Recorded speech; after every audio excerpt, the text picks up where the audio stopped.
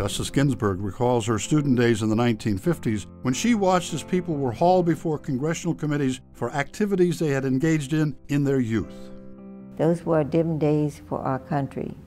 But there were lawyers, brave lawyers, who represented those people pro bono in the best tradition of our profession and helped to bring us back to the values that should be enduring.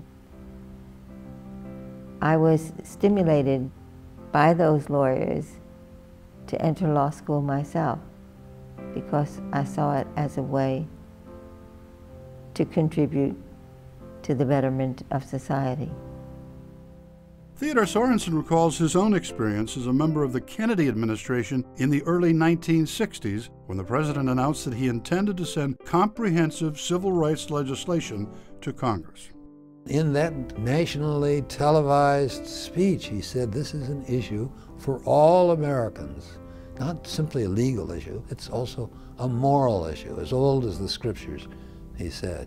But he didn't stop sending the legislation. He then, each evening in the White House, would call together the leaders of America. And one of the most important were the leaders of the legal profession. He told each of these groups, getting Congress to pass a law isn't enough. We've got to change the hearts and minds of Americans. And the lawyers responded to that by forming an organization called the Lawyers Committee for Civil Rights under law.